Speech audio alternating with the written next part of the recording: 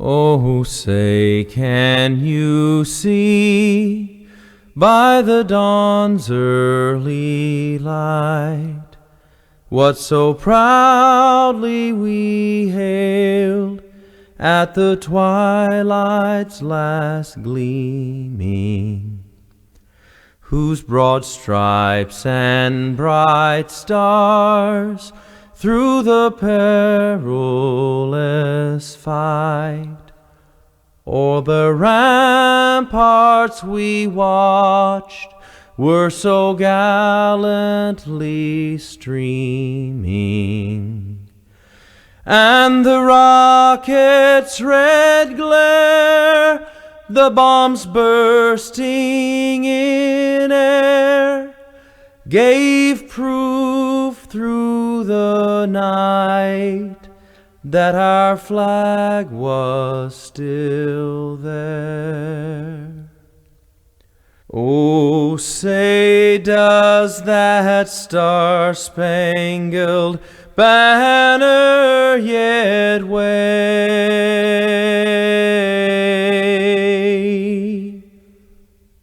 o'er the land of the free and the home of the brave?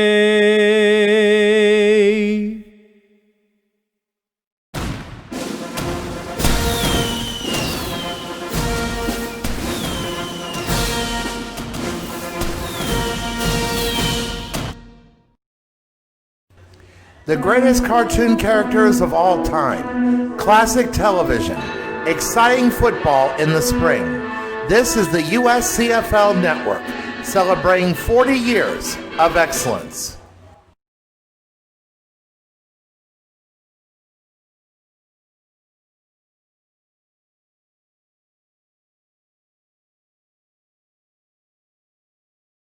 Let's get ready to rumble!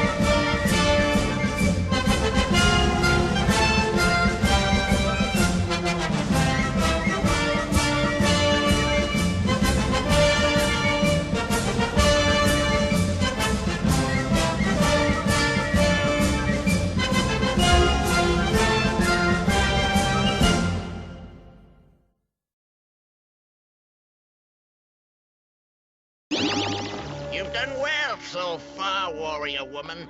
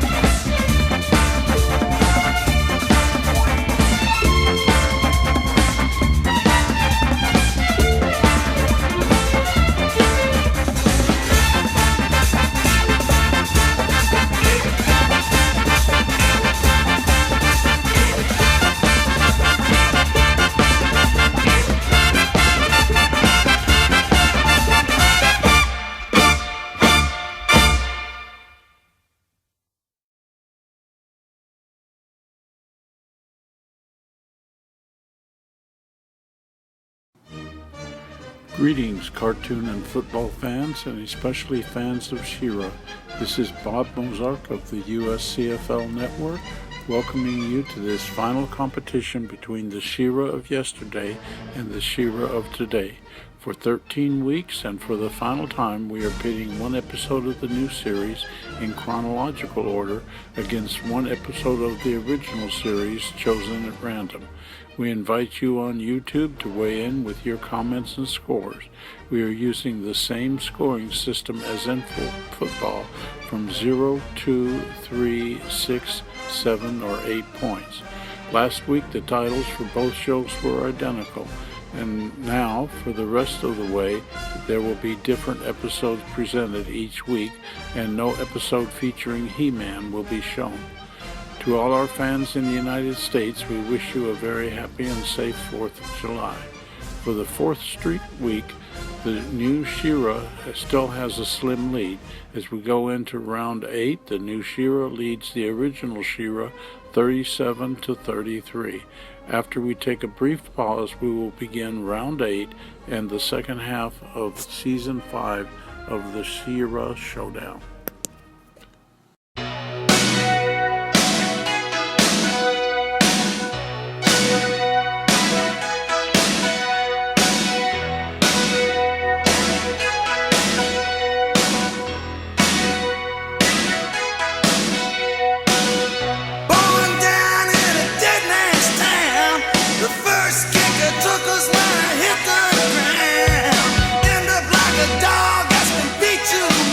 Till you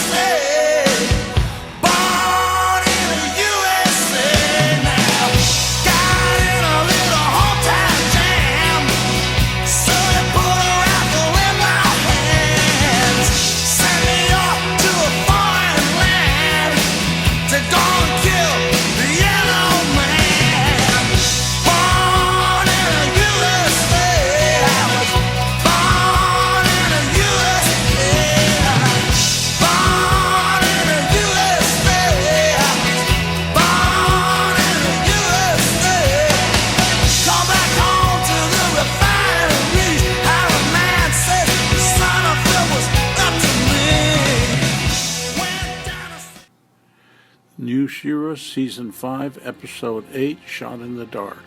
The episode opens with the Best Friends Squad, plus Catra, Entrapta, and Rong Hordak on the spaceship Darla, viewing the blockade around Etheria. They realize that they can't get through the blockade and are also out of communication with the remaining members of the rebellion.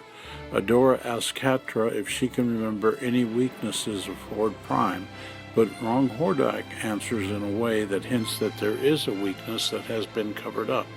Rong Hordak lets slip the name of Krylus, a planet he insists does not exist. Entrapta is able to locate the planet, which was first ravaged by Horde Prime, although he never conquered it. After leaving the planet, he caused all memory of it to be suppressed. Meanwhile, the remaining unshipped members of the rebellion, Seahawk, Perfuma, Frosta, Netasa, and Swiftwind, try to figure out how to overcome those members of the rebellion now controlled by the chips.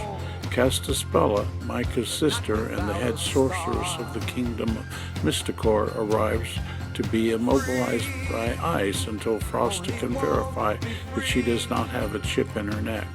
Shadow Weaver then arrives to inform the others that Micah has taken control of Mysticor, the most powerful kingdom on Etheria. Shadow Weaver tells Castaspella that she has a plan to free Micah from the chips, and the two leave, although Castaspella still does not fully trust Shadow Weaver. Shadow Weaver tells Castaspella that she owes Micah for her existence and she wants to repay that debt.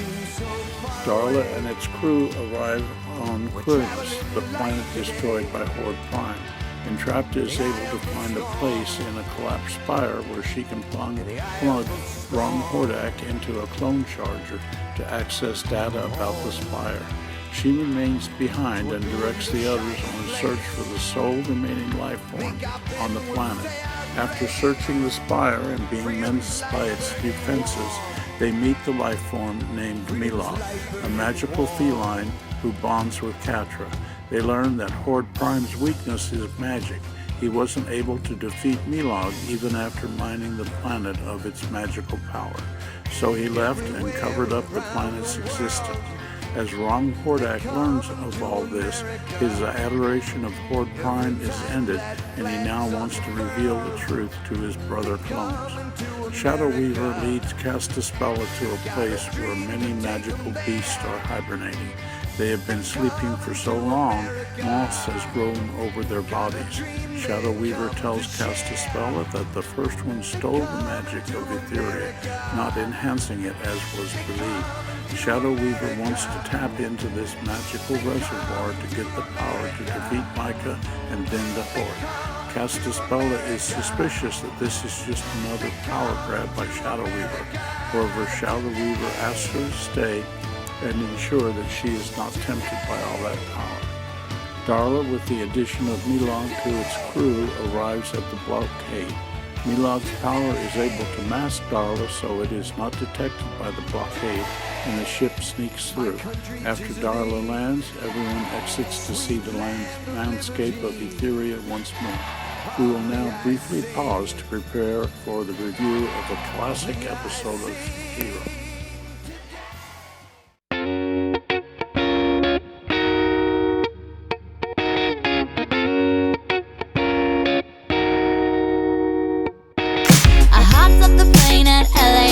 With a dream, my cardigan.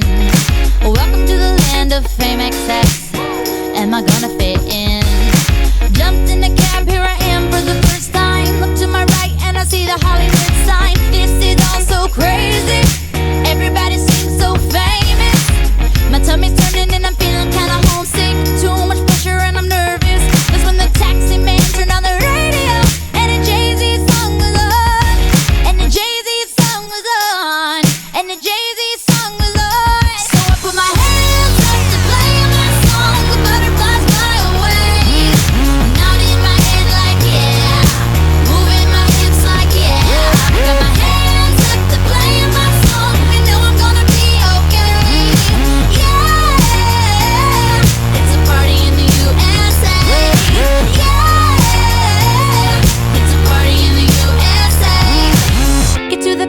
my taxi cab, everybody's looking at me now.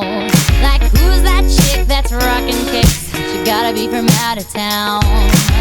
So hard with my girls on around me. It's definitely not a Nashville party, 'cause all I see is the letters. I guess I never got the memo.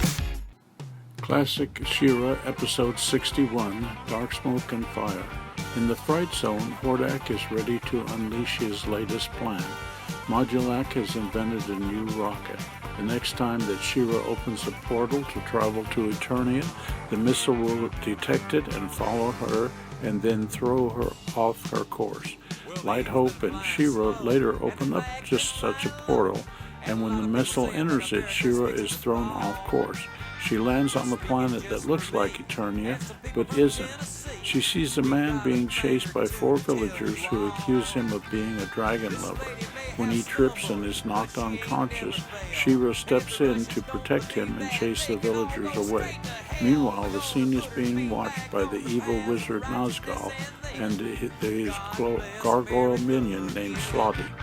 She-Ra is attacked by a dragon called Brightstar, but the human Tarban revives and calls the attack off. Tarban takes She-Ra to the Valley of the Dragons, where she meets its ruler, Granomire. He-Man had told her about his meetings with Granomire, but the dragon does not recognize the name. She allows the dragon to scan her memories, which reveals that She-Ra has traveled through time over 1,000 years into Eternia's past. Meanwhile, Nazgul plots to lead the villagers on an attack against the dragons. He uses his power to destroy a granary, which the villagers suspect was done by the dragons. Nazgul has invented a catapult device that can steal the power of the dragons when it strikes them. Brightstar and Tarban destroy the catapults, and She-Ra's sword creates a chasm to prevent the villagers from attacking the Dragon Valley on foot. Nazgul uses the power of the one fallen dragon's magic that was trapped by his crystal to create a fireball to destroy Dragon Valley.